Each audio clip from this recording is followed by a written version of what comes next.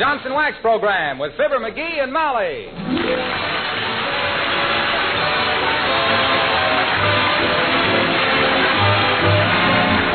The makers of Johnson Wax products for home and industry present Fibber McGee and Molly, written by Don Quinn and Phil Leslie, with music by the King's Men and Billy Mills Orchestra.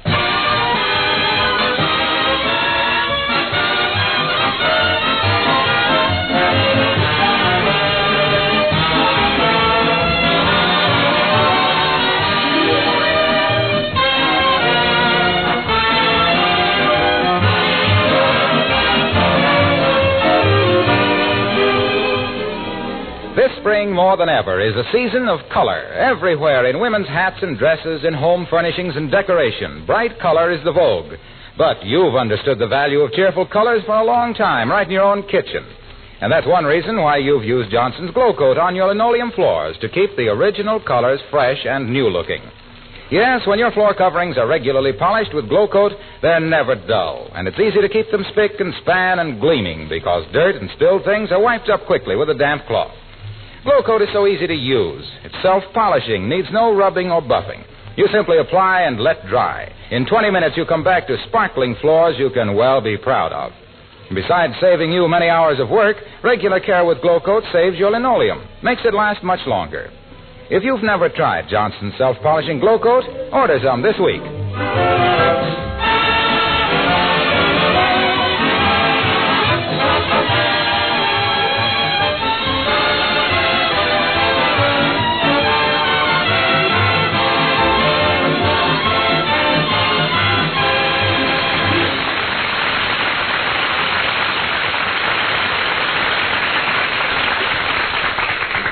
If you've ever seen Mr. McGee of 79 Wistful Vista, you realize that he's a man of many talents.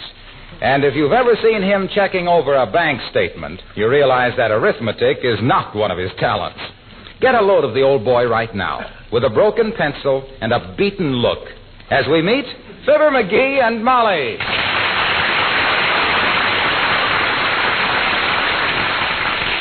Darned if I subtract the gas bill and then add in the check I made out and then tore up but forgot not to take it off the balance, it ought to come out. What are you muttering about, dearie? Huh? You're not... Oh, no, McGee, not again. What you mean, not again? If you're referring to this bank statement, Molly, I've got a few very interesting questions to ask those guys. As soon as I find out something here. Find out what? What questions to ask. Let me see now. Check number 325 for $9.50. Or is that number 950 for $325? No, it must be... Heavenly days. There must be better ways to waste a morning than batting your head against a bank full of bookkeepers. Those statements... Oh, I wouldn't say the morning was entirely wasted, Mrs. McGee. I've just picked out 3 errors so far, that's all. 3 errors? You have? You betcha. I'm going to keep right at it till I find one on the bank, too. I'm just a little cagey about those guys. Ever since that banker swindled Uncle Sycamore out of all his dough. I don't remember any banker swindling your Uncle Sycamore. Sure. Guy named Blackie. Banker in a faro game out in Blue Gopher Gulch, Nevada. Uncle Sick come in, you see, and he threw a bag of dust on the table, see? A bag of dust? Mm-hmm. Was he a gold miner? No, a vacuum cleaner salesman. Anyhow, he threw the bag down and got out his wallet, you see. Oh, Mrs. McGee, Mr. McGee. Oh, good morning, Alice. Come in, dear. Oh, thank you. You're welcome. Hi, Alice. Don't let me interrupt anything. I mean... That's all right, Alice. Mr. McGee is just checking over his bank statement. Oh, that. You're pretty good at figures, aren't you, Mr. McGee? Yep, and like the guy says when he put on his red flannels, that's my long suit.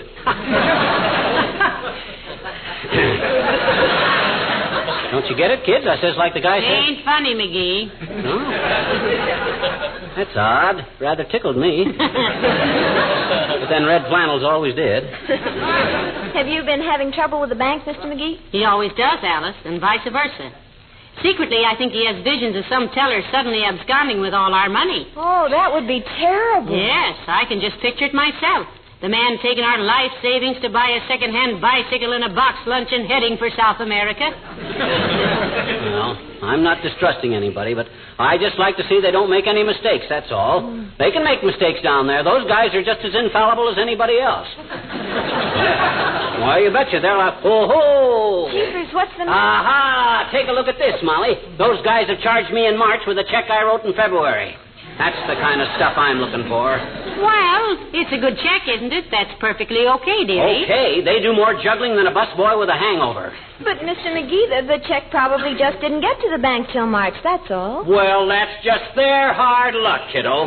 Not mine. My gosh, if they can't get their checks when they're supposed to, it's not my fault. Yeah, but McGee, I wrote it in February. I took it off of my stubs in February. And if they didn't get it on my statement in February, they can just forget it. Yes, sir. Yes, but, Mr. McGee, don't you see... Look, Alice, this is a very simple business transaction. The whole thing boils down to it was a February deal all the way.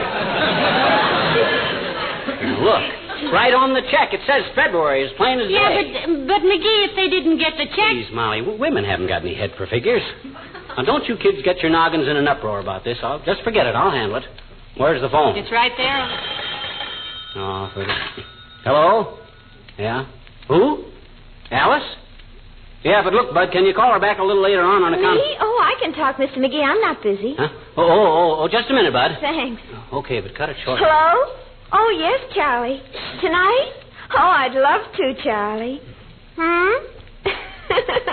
Oh, Charlie. Must be Charlie. Look, who's playing there tonight? My gosh, I wish she'd hurry up. Relax, dearie. This won't take long. Yeah, but Charlie, I don't like Xavier Goldman and his Pampas Playboys. The Dreamland's got Shoo Jackson. He's strictly but solid. Why don't... Come on, kid. I want to get at that bank before I cool off. I'll what, burn Charlie? Oh, wait a minute till I take the phone out in the dining room. Yeah, you know how it is, Charlie, but... Oh, Charlie. Well, how do you like that? While she monopolizes the phone, the Third National could be ruining me. Well, that comes out even, dearie. Huh? The receiver goes into Alice's hands, and you go into the hands of the receivers. Well, wait till I get hold of that phone. I'll make them sharpshooters back down like a paper hanger at lunchtime. I'll tell those guys also...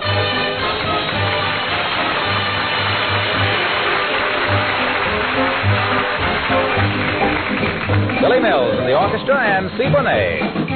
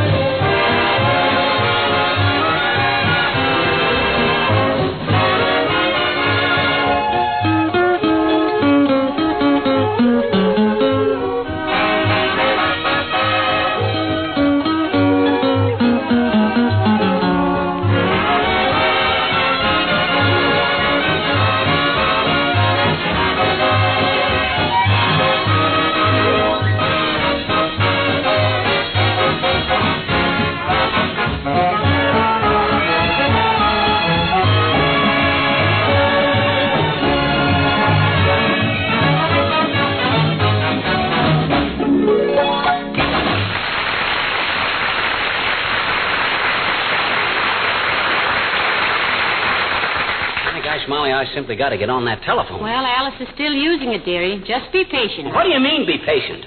The longer I wait, the more I realize the bank may be right. So I got to call them while I'm still hot and unreasonable. Gee whiz, if I were... Uh-oh, I don't hear Alice talking. Wait a minute. Yes, but, Charlie, the dance isn't over till 12, and by that time... Still at it? Yeah. That's a fine state of how do you do when a guy can't even use the telephone in his own house. Well, now, she's young, dearie. Oh. When you were her age, you hung on the line like a 3-family wet wash. When I was her age, we couldn't take the phone on a long cord and go sit in the other room with it. No. Ours was a box on... You betcha. It was a box on the wall with a crank on it. And it was always installed by a guy from the telephone company who must have been 8 feet high. Why, half the girls from Peoria grew up to be ballet dancers from standing on their toes so much. Ah, dear. Remember when we first got the telephone at our house, dearie? Everybody in town was on the same line. Yeah. Your telephone had a big crank on it, too. Your Aunt Sarah. Every time she answered the phone, I'd pretend I had the wrong number. Remember the night I proposed to you on the telephone with everybody in town listening in? I do indeed. You got 8 yeses, 3 maybes, 4 no's, and a Bronx cheer from the man at the livery stable. Hey, come to think of it, I never did hear what you said. Did you say yes? Well, if I didn't, you've been taking an awful lot for granted, dearie. We did get married, you know. Yeah. But if we got married after you said no, that'd make me out a very forceful character, wouldn't it? Which reminds me, I got to get that bank. They close at 3 in about... Come in. Oh, heavenly days, it's Mrs. Carstairs. Do come in, Mrs. Carstairs. How do you do, Mrs. McGee? And, Mr. McGee. Hi, Carsty. Cast your caracals on the couch and drape the shape on a crate. I beg your pardon? He just said take off your coat and have a seat, Mrs. Carstairs. How quaint. I've always held to the theory that a person who constantly uses slang is unusually... Unusually what? Yes, very. My, it's a lovely day, isn't it? Almost too warm for a fur coat. And what a lovely fur coat, too, Mrs. Carstairs. It's sable, isn't it? What beautiful furs. Yes, I trapped them myself, you know. You trapped them? Yes, my husband talks in his sleep.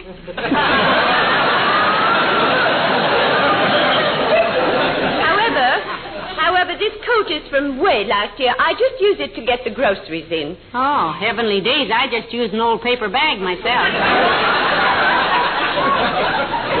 Maybe she thinks the smell of onions keeps the moths out of it, eh, Carsty? I think, Mr. McGee, that everything considered, it possibly... Possibly what? Pardon me? Certainly.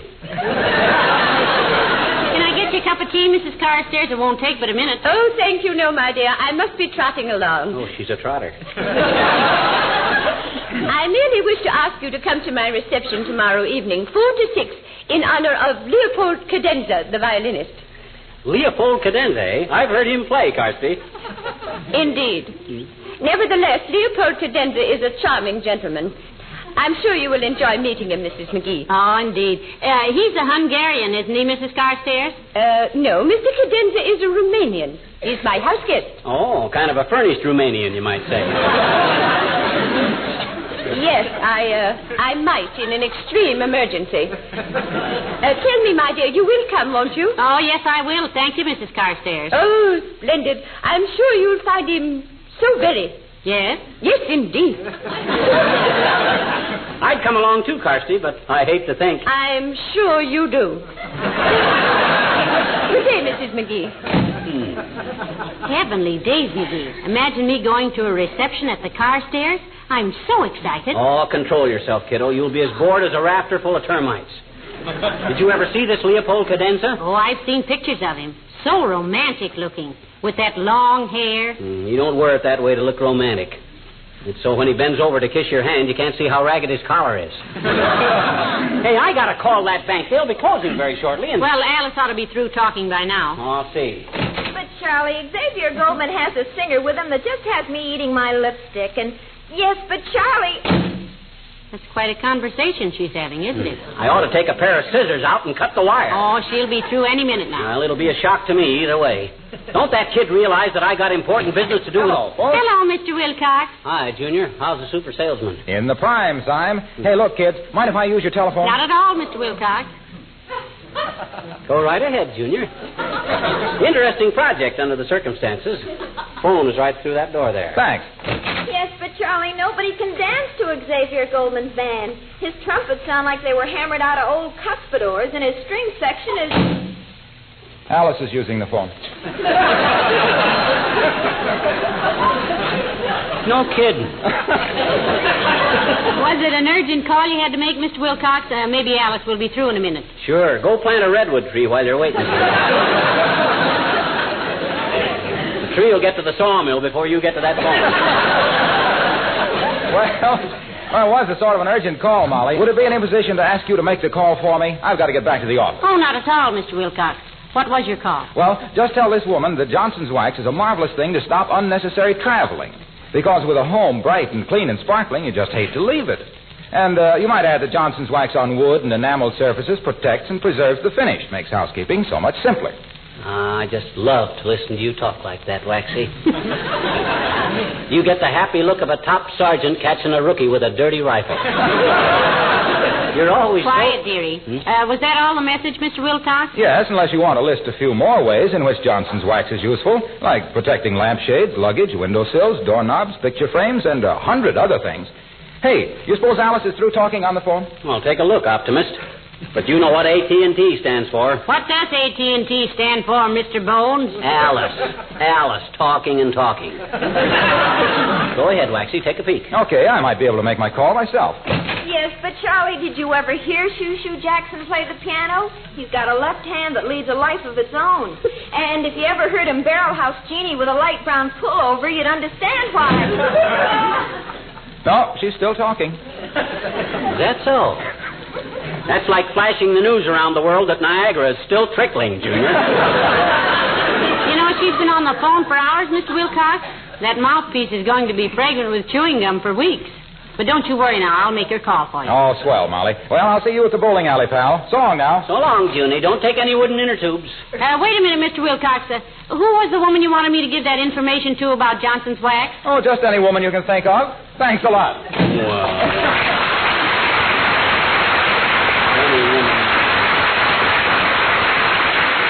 Gosh, don't that guy ever think of anything but Johnson's Wax? Don't he care about anything else? Why, of course he does. Oh. Listen, he's very much in love with his wife. In fact, I've often heard him say he wouldn't trade her for a case of Johnson's Wax. I'd hate to tempt him with 2 cases. Hey, open that dining room door again, will you? All right, but I doubt it. Oh, don't tell me she's through. Looks like it, McGee. At least she isn't. Oh, boy, oh, boy, oh, boy. Where's my bank statement? Give me a pencil. I'm going to blast the Third National till they won't... Now, wait a minute, dearie. Look, the receiver's still off the hook. Imagine that careless kid. They're liable to report our phone out of order. I'll see if I can get the operator. Hello? Hello? Huh? No, my voice hasn't gotten husky. This is the same voice I've had since I was 14. What? No, I'm not playing games, Bud, and if you don't get off of this phone, McGee, maybe Alice was... I'll take it now, Mr. McGee. I told Charlie to wait while I went out and made myself a sandwich. Hello. Just a minute, Charlie. Here she is again. And Charlie, don't hurry on my account. My annuity don't come due for 7 years yet. Here, Alice. Oh, thanks, Mr. McGee. You were sweet to entertain Charlie for me. Hello, Charlie. Yeah. No, that was Mr. McGee. What? Oh, he is not, Charlie. He's nice. Come on in the living room, dearie. Wait a minute. What, Charlie? Oh, he's no such thing. He's very sweet when you get to know him. Oh, you could, too, stand it that long. Yeah, but Charlie... Fine thing. Trying to call my bankers on a very important piece of business, and them 2 rug cutters keep the phone tied up tighter than a bullfighter's pants. My gosh. Oh, forget the bank for a minute, dearie. Just calm down. Smoke your pipe. Read the paper. Where is the paper? I don't know, and I don't care. I want to call that bank. Well, maybe Beulah has it. Oh, Beulah. Beulah. Somebody ball for Beulah?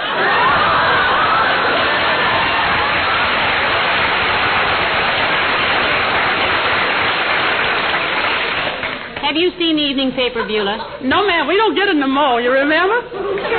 They wouldn't revive your prescription to it. Oh, that's right, McGee. You might pick one up if you go to the market for anything, Beulah. Yes, ma'am.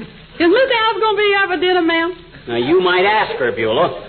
All you'll have to do is borrow a pair of spurs from some lineman, climb a telephone pole someplace nearby, and see if you can break into that phone conversation. Now, don't be so intolerant, McGee. You and I used to have longer conversations than that. In fact, I had to marry you to cut down the phone bill. Well, this is exasperating. Do you talk as long as that to your boyfriend, Beulah? Oh, you mean Ira, sir? No, sir, Ira, he's a man of few words. He called my house and he said, Beulah, you there? And I said, I'm here. And he said, stay there. And I say, Roger. And he hang up and I open the front door and there he is.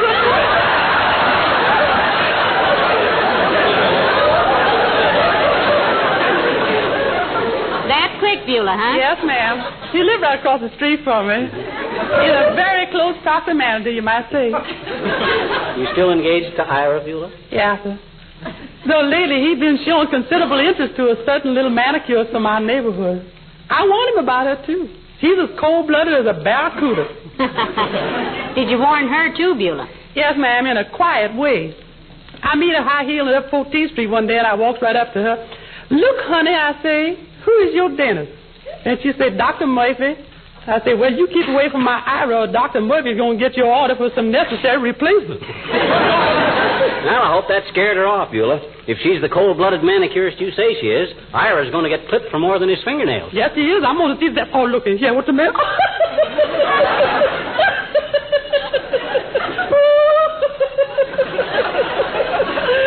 Love that man.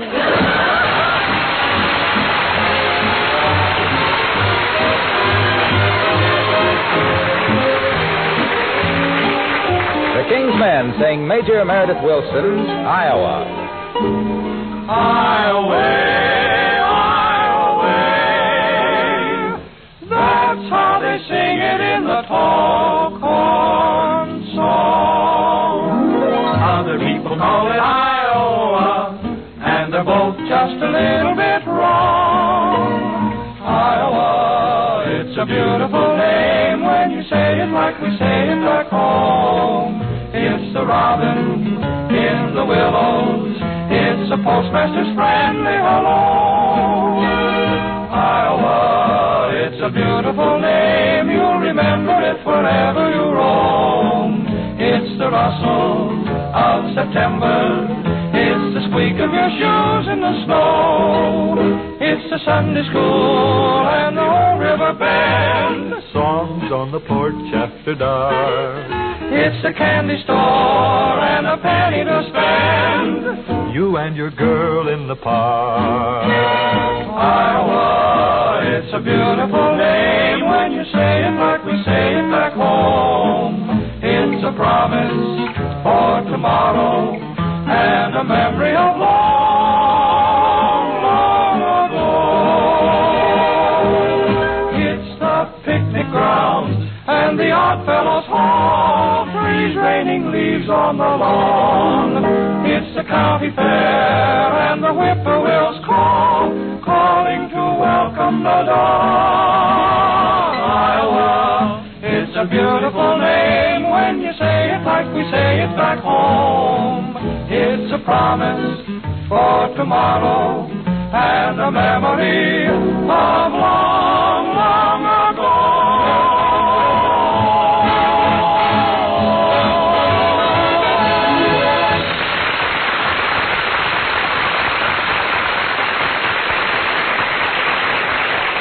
Donna, Molly, this could go on all night. Don't that kid realize I'm waiting to use that telephone? You can call the bank tomorrow, sweetheart. They're not going to move. I saw them washing the windows yesterday. By tomorrow, I'll be so cooled off, I'll be civil to them. Then they'll think I'm a softy and can put anything over on me. No, sir, by George, if I can't get Alice off of that phone... Come in. Hello, Molly. Hello, McGee. Hello, Dr. Gamble. Hi, Errol Smith. You got your instruments with you? A few. Why? I want to amputate a transmitter from a girl's hand. And I'll supply the anesthetic, if I can find my baseball bat. You better let me give you a bromide, Chipmunk. You're as feverish as the bottom of a chafing dish. Oh, he's just exasperated, Doctor, because he can't use the telephone. Yeah. You can't use the telephone? Oh, that's too bad. Come on, I'll show you how to use it, McGee. Bright little chap like you can learn how in only 2 or 3 lessons. Oh, he knows how, Doctor. He just can't get to it. Oh, trouble with those leg pains again, huh? Well, here, my boy, lie down on the Davenport there, and I'll... Get your big fat paws off of me, you malpracticing old gargle peddler. There's nothing the matter with my legs. Nothing except you got kneecaps like football helmets. And less calf than a pair of $2 riding boots. Besides being so knock-kneed, you have to put your pants on over your head. Oh, yeah? Well, you're no Clark Grable yourself, wise guy. You got a pair of pins they could moor the SS Lafayette to. The SS Lafayette, that used to be the Normandy, didn't it? Yeah, that's right, Molly. I believe they found it was going to be too expensive to refit it after the fire. Well, I guess that's it. You guess that's what? The end of a beautiful friendship. You get it, Doc? The end of a beautiful friendship? It's a play on words. And a worse play I haven't heard since the Cherry Sisters. Did you ever see the SS Normandy, Doctor? Yeah, I took a cruise on it once, and I saw it again a few years ago when it was laid up in, Dry Dock? Yes, I am. What have you got? Root beer? Root beer, no thanks. No root beer. Somebody might notice it on my breath and accuse me of hanging around ice cream parlors. Now, what was all this about the telephone? I can't use it, that's all. Alice Darling has been monopolizing it for 4 hours. And I got to call the bank. It's very important. Yeah, I'll bet. What are you trying to do? Get a retread on one of your rubber checks? No, I'm not. I'm going to read them the riot act about my monthly statement, that's all. I'll make a mistake. Heavenly days, almost forgot. Huh? Your office called this morning, Doctor. Oh? They said if you dropped in for you to call Mrs. Martin about her baby. Oh, that woman. I've told her 40 times not to worry because the child doesn't talk yet. How old is it? 7 weeks. Where's the telephone? I'll give her a ring. It's in the dining room, Doctor, but I don't think you can Excuse get me a through. minute. I should have called my office before, but I've been on calls all day long. And Yes, but Charlie Shoo-Shoo Jackson's band has got tempo. And what's Xavier Goldman got? He gets off the beat like a cop who has just pinched an alderman's wife. What? Yes, but Charlie... I see what you mean. This has been going on all afternoon, If Doctor. I don't get in touch with that Third National before... Hey, what time is it? About 3 minutes to 3. Afraid you'll have to leave the financial world flat on its vouchers for today, Vanderbilt. No, I won't. I can still get to Kramer's drugstore in time. Come on, Doc. You can make your call down there, too. Right. See you later, Molly. Don't forget to get an evening paper, dearie. Okay, come on, Doc.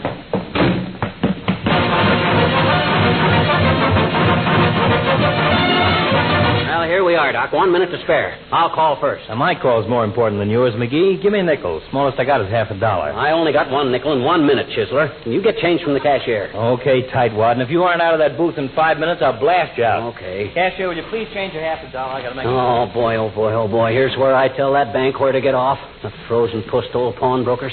Where's that nickel? Oh, yeah. Sorry, sir. I'm using this phone. Oh, my God. Hello? Huh?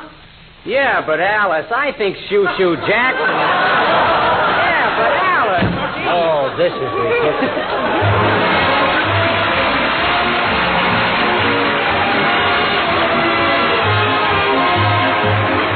If you ever stop to think of the health advantage of a waxed home, besides beauty and protection for your things, your home is cleaner, more sanitary if you keep your floors, furniture, and woodwork regularly polished with Johnson's Wax. The wax seals the pores of wood, guards against dirt and moisture. Johnson waxed surfaces are easier to keep clean because dust and dirt do not cling to them so readily. Areas that get extra heavy wear, such as hallways or windowsills, can be touched up as often as necessary without re-waxing the entire surface. There's one thing you'll notice after you've used Johnson's Wax for a while. With every application, your floors and furniture take on greater beauty. That's why your favorite antique has such a soft, mellow luster. It's probably been protected with wax for a long time. Whether your things are old or new, it will pay you to polish them regularly with genuine Johnson's Wax.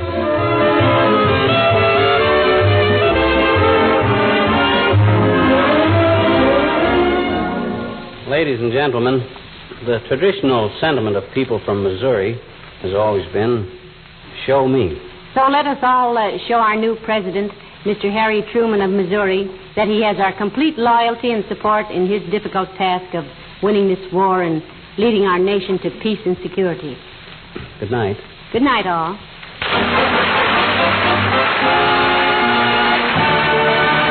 This is Harlow Wilcox, speaking for the makers of Johnson Wax Finishes for Home and Industry, inviting you all to be with us again next Tuesday night. Good night.